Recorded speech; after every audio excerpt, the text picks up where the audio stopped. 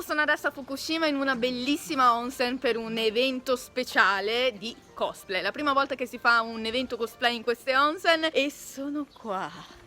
Non sembra un vero paradiso, non sembra davvero il paese degli otaku, sì, perché in realtà qua tutto lo staff è otaku, però compreso me, quindi sono molto felice. Sono alle Izaka Onsen! Che figata, vi faccio vedere il posto.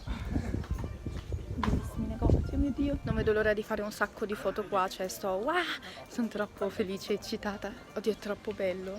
E io sono guest, tipo mi spatto un botto.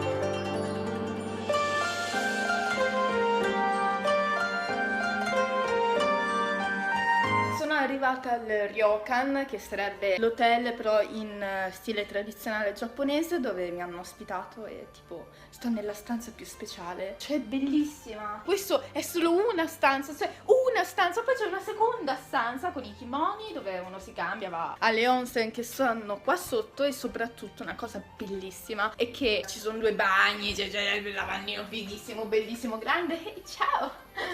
Ah, sono ingrassata. E c'è la vasca di legno, che cioè è di legno vero, cioè bellissima. E non solo, la cosa più figa, assolutamente più figa, è che hai la tua piccola onsen personale. Oh mio Dio, non posso credere di stare qua. Sono senza trucco, ragazzi, non fateci caso, sono terribile. È calda, oh mio Dio, è caldissima.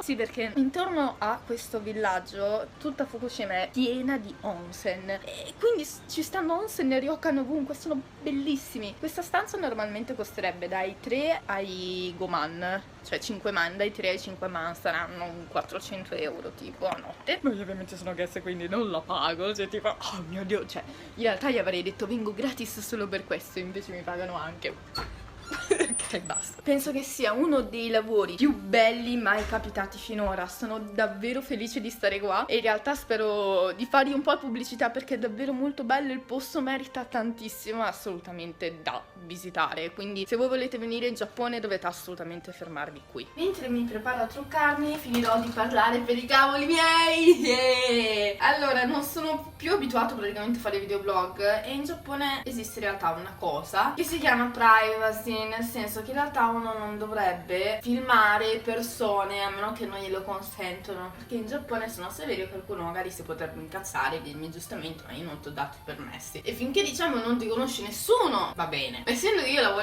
lavoro negli eventi eccetera, è un po' problematico, anche per questo ragazzi non posso fare proprio quando cammino per strada o alla fine io dico vabbè non ci posso fare niente, ok, però non diciamo che non posso riprendere di nascosto. Questo è per scusarmi se mi avete chiesto ma perché non fai video anche quando entri nei negozi eccetera, perché forse ti dicono di no e quindi cerco di starci un po' attenta. Poi soprattutto un'altra cosa, io e il mio manager abbiamo solo 2 mani, quindi non ce la facciamo a fare tutto. Io non ce la faccio purtroppo perché io devo concentrarmi sull'evento, a filmare di mio spesso, e appunto magari i giapponesi non sono così liberi, io facciamo video, insomma è un po' diverso anche come parlo, il mio modo di interagire con i giapponesi è completamente un'altra cosa confronto all'Italia. Io in Giappone sono molto, penso che un po' l'avete visto, moe, kawaii, proprio la cosa ancora tuttora dell'idol, per il semplice fatto che per loro è appunto carino, a me piace, siamo tutti otaku quindi capiamo benissimo che è una cosa fatta apposta tra noi, perché sono nata praticamente come idol qua, e perché se no io sembro scontrosa. Mi hanno detto quando ti comporti, cioè quando parli con la voce straniera eccetera, ok, sembri una persona magari seria, però a volte sembri tanto scazzata perché il tono di voce è basso, perché non sono abituati a sentirsi le cose strettamente. Poi loro mi vedono kakkoi ma kawaii allo stesso tempo, perché alla fine io sono alto 1,58, sono un nano. Ho la faccia piccolissima, quindi per loro è proprio simbolo della bellezza, che io invece ho sempre considerato un ovetto il mio viso, altro che bellezza. E perché solitamente faccio anche personaggi pucci, quindi vabbè, quando ovviamente sono vestita da balalaika che lo spacca i culi non faccio la vocina scema, però dico scema, non è scema, dai, è carina. Però quando ovviamente faccio personaggi che faccio di solito, mi vesto come al mio solito, io sono molto Moe. Yeah. Non ho smesso di fare video, anzi ho detto ne voglio fare di più perché è vero, solo che ho bisogno di uno staff che me li faccia, perché purtroppo essendo che li devo fare in 3 lingue mi serve dividere il tempo un po' con tutti, se no dovrei farli solo in italiano e buttarli lì, però essendo che ci tengo anche al 10% di internazionalità che ho, ci tengo a farli bene. L'evento comunque era super carino. Le persone di Fukushima sono le persone penso più gentili che abbia mai incontrato, nel senso sono stata davvero bene. Izaka si chiama esattamente la stazione dove sono, Izaka Onsen. Sembrava un po' una cittadella, e adesso magari mi prendete per pazza, sembra un po' una città santa, ecco. Sembra un po' una città santa per varie cose, perché c'è un'area di tranquillità, la gente è normale, solare, tranquilla. Poi penso che tanti mi hanno detto che appunto dopo il terremoto, lo tsunami, ovviamente il turismo si è abbassato tantissimo, e tanti negozi anche qua hanno dovuto chiudere. Hanno chiesto a me di fare possibilmente molto PR, ovviamente dicendomi di tu come ti trovi, se ti piace, eccetera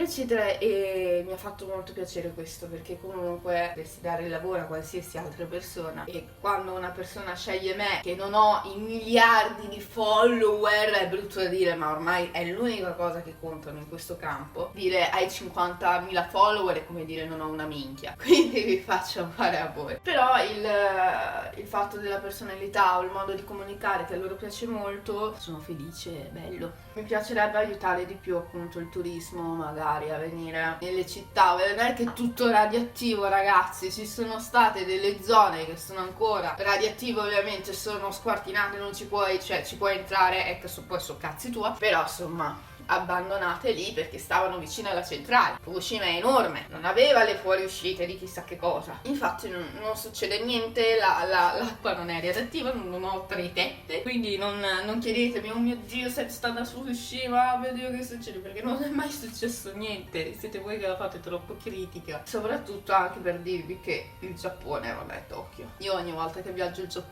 Giappone, nel senso che vado, riesco ad andare a Sendai, a Fukushima, a Fukuoka, è come se Tokyo fosse un paese a parte, non esiste, cioè è una cosa strana. E una cosa che mi hanno detto ieri e che sono rimasta davvero davvero contenta è stata che la signora, che è una delle organizzatrici dell'evento, mi fa perché sei così giapponese, ma in senso commovente, e io ho fatto non riesco a capire, mi fa hai proprio un modo di fare molto molto giapponese, e si vede che ci tieni tanto, e io lì sono rimasta molto, ovviamente sono molto felice, perché se vivo qua conoscendo tutti i lati negativi di sto paese, o almeno la grande maggior parte, e ovviamente anche, cioè ne subisco di questi lati negativi perché sono donna e straniera, quindi ho fatto proprio e vabbè, mi salva che sono carina forse o sono simpatica, non lo so, no vabbè, comunque è una cosa mia che ci tengo molto.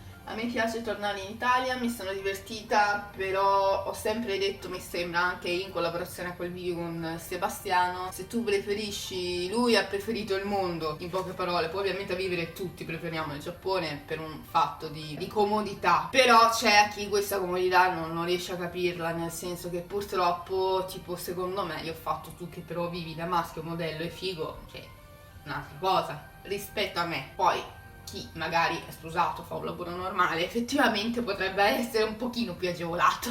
Tanto facciamo un make-up tutorial, come si trucca Yuriko alla mattina quando non ha voglia di fare una minchia. Io faccio i video solo quando mi trucco perché è l'unico momento dove posso stare tranquilla e non sto a correre. Comunque, è stato un bellissimo evento, mi sono divertita molto. Spero di farvi divertire con questi spezzettoni di video e spero che mi chiamino anche l'anno prossimo, che ho consigliato di mettere più informazioni in inglese, perché magari qualche cosplayer, qualcuno che magari è interessato anche solo a visitare la città, magari vede l'annuncio e si interessa a farsi un giretto fuori da quelle che sono le solite zone molto molto turistiche. Ci vediamo al prossimo video. 起きたさん大丈夫？